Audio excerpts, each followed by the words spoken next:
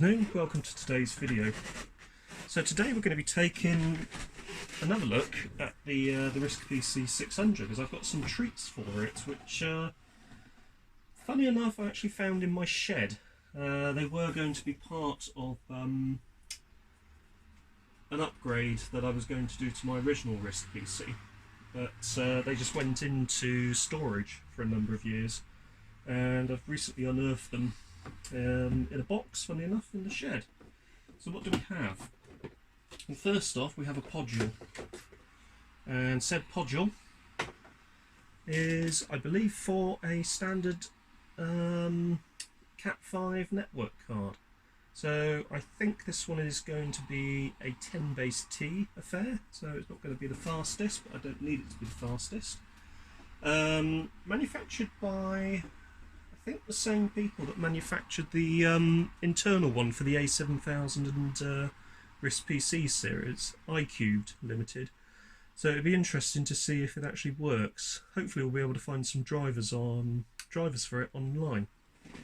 The second item that I've got I actually purchased off eBay many years ago, and it's this. So I originally had a PC card. I had one of the 486 SX40 cards with the Texas Instruments processor, which, if I recall, was originally £99. They weren't that expensive.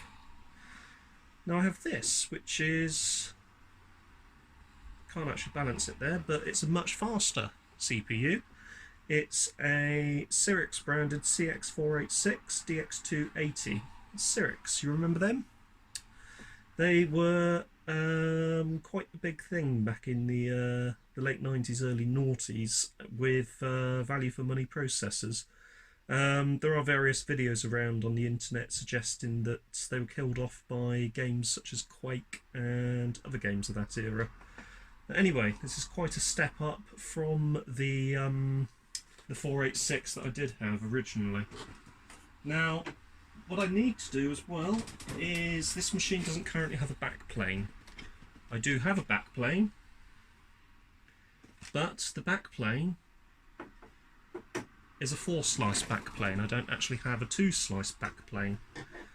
So what we're going to do is we're going to borrow from my other RiscPC, which is now currently on my lap there. We're going to borrow the top case layer, which I just put there. I'm not going to borrow the lid, but we do have the correct fitting items, the correct pins. So we'll be converting this one to a double slice, and my other one with the poorly motherboard, which, believe it or not, works, that will become a single slice machine. So we're going to have two machines effectively. So first off, we need to convert this one to a double slice machine. And the first thing we need to do is to remove the lid. So we're going to flip off the rear pins, lift up and back, and remove. And that provides us with access to the internals. So we've just removed the rear two pins. And as you can see there, just twist and pull. The next thing that we're going to do is we're going to install the 486 card. So we'll just pan into the general area. Now, if you have your ARM or strong arm processor in the rear slot, you need to move it forward one slot, because the PC card goes in like so and slots in to the rear slot, as you can see there. And as you can see, it is actually quite a bit taller than the ARM card. Make sure that's fully home, and that's that part of the upgrade process complete. The next thing that we need to do is to stick my Podule card in. Now, the Podule slot is here, and this floppy cable is in the way, so I'm going to pop out the floppy cable, move that to one side. I've got the power cables here, which I just need to push out of the way. I'm going to take the 4-slice Podule, moving the power cables for the floppy out of the way, and I'm going to slot that into the motherboard like so. Now the floppy cable will need to come under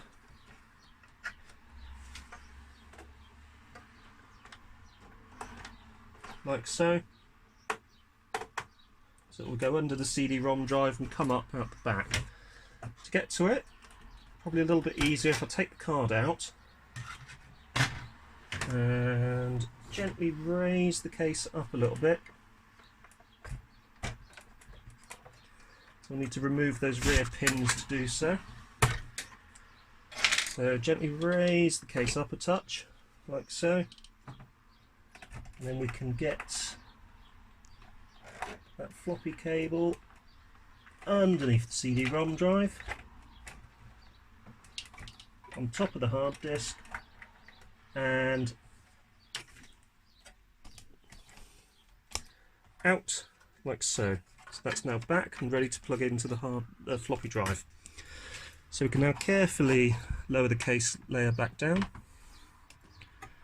Make sure that the processor cards haven't shifted, which they haven't. You can move this power connector out of the way like so. Just tuck it under there. Move that out of the way, get it out of the way of the RAM stick. We can also take our floppy connector and plug that back in, making sure that I've got it connected correctly. I'll soon find out if I haven't. And there we go. I can actually reference, so I've plugged it in with the white red there. I can actually take a quick look at my other machine. And yeah, same position. So I've got them both in the correct position. The next thing that I want to do is get the Podule card in. So I'm going to grab my Podule expansion card and I'm going to slot that down, making sure that I just need to move that floppy cable out of the way. It's a bit of a squeeze, but it comes down and slots in. What you can also do is just generally press down where the floppy connector connects to the motherboard, make sure that it's all in place. Now I've got 32 megs of RAM in here at the moment, and my other machine has another 32 stick, which I originally borrowed from this one. So I'm going to steal it back and actually pop it in here to give me 64 megs of RAM. But I do have my selection of sims which I can try out to make sure they work. They require quite specific specification sims in the Acorn RiscPC. It's got to be non-EDO and 60 ns nanosecond refresh speed. I can't remember off the top of my head, but non-EDO is something I do remember quite vividly. So I need to pop out the RAM and the other system. It's actually best to do that by popping the case layer up, which you can't see, but trust me, I am doing it. And find the RAM and pop it out. So there we go, one and two little metal clips that hold it in place.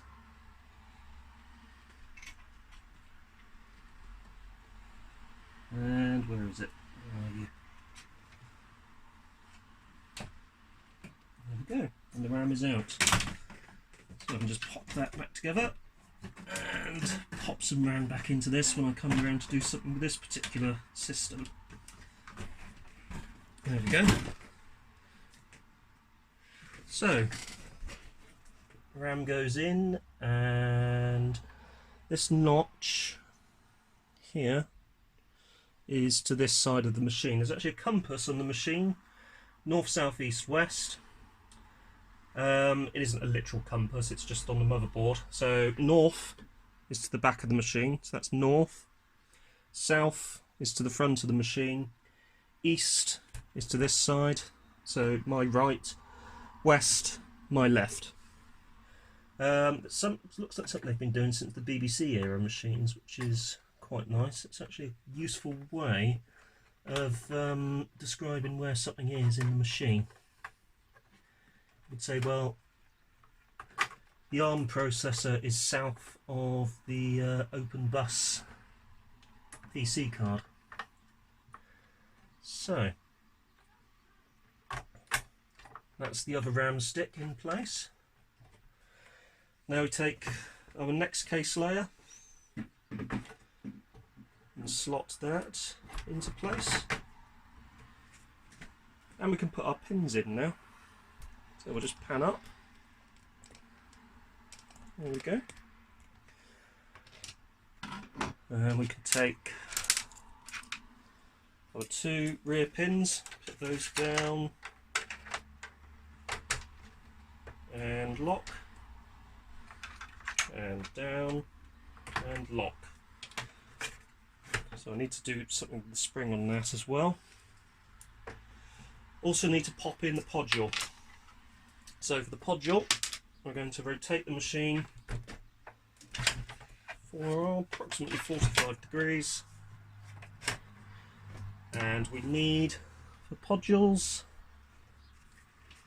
a small cross-headed screwdriver. So we've got a crosshead here. I'm actually going to put it in the bottom Podule slot, like so. So we'll just undo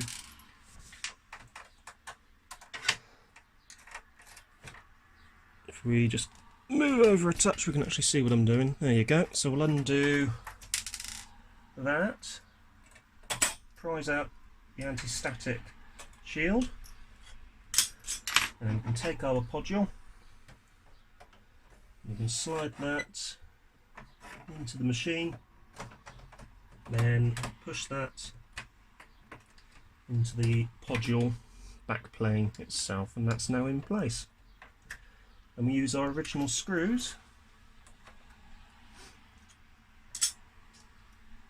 to screw the card into the case. There's one, and there's another. That might work eventually. And there's the other. And there's 2.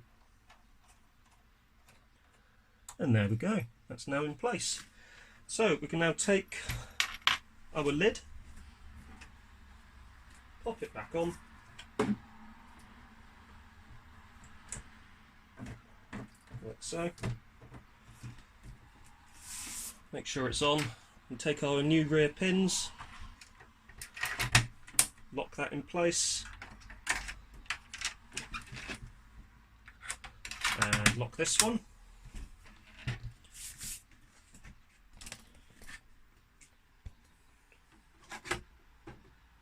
And we're good to go. We now have our dual slice machine with a PC card, a network card, and 64 megabytes of RAM.